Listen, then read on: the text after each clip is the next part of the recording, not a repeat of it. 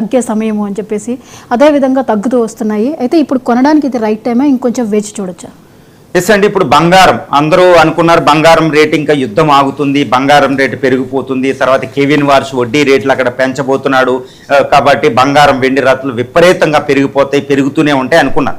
నేను చెప్పాను ఒక 20 రోజుల క్రితం ఆల్మోస్ట్ చెప్పాను, ఈ యుద్ధం ఆగిన కెవిన్ వార్ష్ తన యొక్క FOMC అంటే US federal reserves open market committee ద్వారా ఆయన ఇంట్రెస్ట్ రేట్లు 3.5 3.75 మధ్యలోనే ఉంచాడు, పెంచలేదు తగ్గించలేదు, అన్చేంజ్డ్ అనమాట.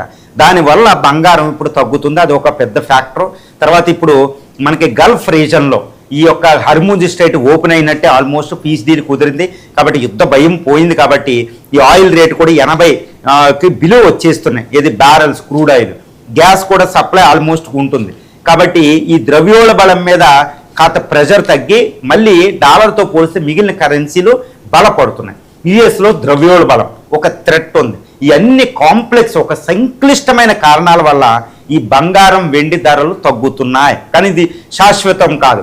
1-2 నెలల పాటు ఈ బంగారం వెండి ధరలు తగ్గుతాయి, తర్వాత మన చేతిలో ఉండవు. నేను మళ్ళీ చెప్తున్నా, ఇండియాలో ఇప్పుడు బ్రిక్స్ అనేది దేశాలు మళ్ళీ కొనబోతున్నాయి. ఇండియాలో ఇది పెళ్లిళ్ళ సీజన్ పెద్దగా రాబోతుంది.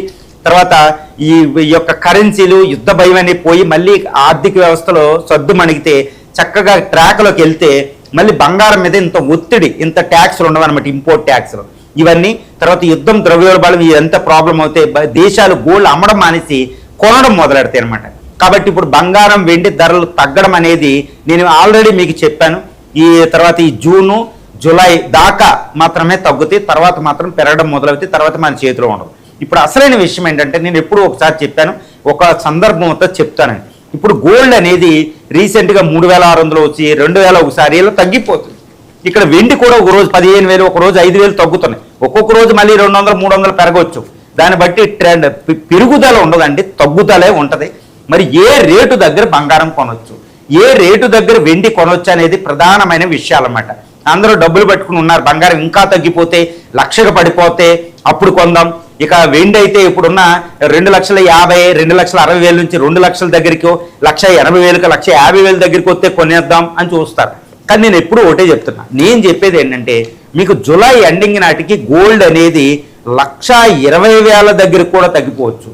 అవసరమైతే ఏదైనా విపత్కర పరిస్థితి వస్తే అక్కడ ఏమన్నా ఇంట్రెస్ట్ రేట్లు బాగా తగ్గించాడు అనుకోండి, ఇంకొకసారి కెవిన్ వార్ష్ అది 1,00,000 దగ్గర కూడా వచ్చేయచ్చు.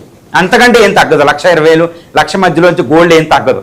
తర్వాత వెండి ఇప్పుడున్న 2,55,000 60,000 ఈ దగ్గరలో ఉన్నది 2,00,000 1,80,000 1,60,000 కూడా వచ్చేయచ్చు, కాదనలేం. మరి ఈ రేట్ల దగ్గర ఆగితే ఒకవేళ పకడకుండా పెరగడం మొదలవుతే అరే ఇప్పుడు ఈ రేటు దగ్గర కొనవచ్చు అనుకుంటాం అనమాట. కాబట్టి నేను ఒకటే చెప్తున్నా, ఈ బంగారం అనేది 1,30,000 దిగువకి వెళ్ళిన తర్వాత కొనడం ప్రారంభించవచ్చు అంతే. 1,30,000 దిగువకి 10 గ్రాముల గోల్డ్ వెళ్ళినప్పుడు మనం ఇంకా బంగారం కొనాలి తెలిసిన వాళ్ళు, ఇప్పుడు దాకా డబ్బులు దాచుకున్న వాళ్ళు ఎంత మొత్తం కొనుక్కుంటారో కొనడానికి మంచి సమయం. అది గుర్తుపెట్టుకోండి. 1,35,000 బిలోకి 10 గ్రాముల గోల్డ్ తగ్గిపోయినప్పుడు ఇది 24 క్యారెట్ బంగారం కొనడానికి ఉత్తమమైన సమయం. ఇంకా తగ్గితే తగ్గిద్ది, కానీ ఇంకా పెరగడానికి మళ్ళీ అవకాశం ఇవ్వకండి. అదేవిధంగా సిల్వర్ కూడా. ఇప్పుడు వెండి ఏ రేటు దగ్గర కొనవచ్చు, తగ్గుతుంది కాబట్టి ఎవరైనా కొనాలనుకుంటే ఇప్పుడు వెండి ధర 2,20,000 2,00,000 దగ్గరలో మధ్యలో ఉన్నప్పుడు వెండి కొనే అవకాశం ఉంటుంది. 2,30,000 నుంచి కూడా మనం వెండి కొనుక్కోవడానికి సరైన సమయం అండి. తర్వాత ఇంకా తగ్గితే తగ్గొచ్చు, కానీ మళ్ళీ పెరిగితే మళ్ళీ కొనుక్కునే అవకాశం కోల్పోతాం అనమాట. అటు ఇటు అవ్వచ్చు. 2,00,000 బంగారం అయితే 1,30,000 దగ్గరకు వచ్చిన తర్వాత కొనుక్కోవచ్చు. సిల్వర్ అయితే 1,00,000 గుర్తుపెట్టుకోండి, 2,20,000 2,30,000 వచ్చిన తర్వాత దాన్ని కొనుక్కోవడం అది కూడా ఉత్తమమైన సమయం. ముఖ్యంగా పెళ్ళిళ్ళు ఇంట్లో ఉంటే, శుభకార్యాలు ఉంటే వాళ్ళు ఇప్పుడు నుంచే కొంచెం కొనుక్కోవడం ఉత్తమం.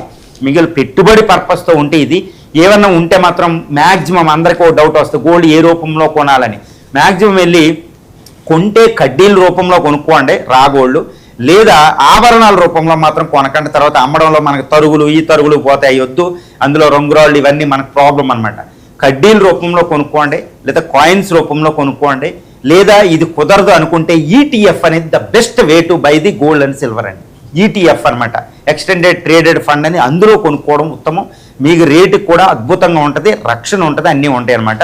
ఈ రేట్ల దగ్గర మీరు గోల్డ్ కొనుక్కోండి. గోల్డ్ సిల్వర్ అయితే తగ్గుతూనే ఉంటాయి, ఇంకో నెలన్నర పాటు తగ్గుతాయి, తర్వాత మాత్రం పెరుగుతాయి, మన చేతిలో ఉండదు. నేను 100% చాలా ఎన్నో ఫ్యాక్టర్స్ అన్ని కరెక్ట్గా చేసి చెప్తున్నా. ఇంటర్నేషనల్లో, నేషనల్లో, ప్రాంతీయాలు, ఈ యొక్క కల్చరల్ ఫ్యాక్టర్స్, మ్యారేజ్ సీజన్స్, తర్వాత ఇంట్రెస్ట్ రేట్లు, ద్రవ్య విధానాలు, మానిటరీ పాలసీస్, ఇది budgetary policies, government, central banks, ఇటు బ్రిక్స్, జియో పొలిటికల్ టెన్షన్స్, ఈ ఉత్పత్తి, డిమాండ్, మనం ఫీలింగ్స్ అనమాట.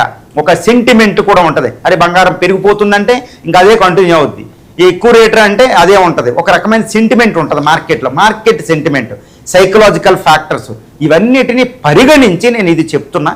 బంగారం కొనుక్కోవడానికి ఇది మళ్ళీ ఇంకొకసారి రిపీట్ చేస్తా, బంగారం 1,30,000 తగ్గిన తర్వాత మీరు బంగారం కొనుక్కోవచ్చు. 2,20,000, 2,30,000 మధ్యలో ఉన్నప్పుడు సిల్వర్ కొనుక్కోవడం ప్రారంభించవచ్చు. పెళ్ళిళ్ళు ఉన్నవాళ్ళు ఇప్పటి నుంచే కొంచెం కొనుక్కోవడం ప్రారంభించవచ్చు.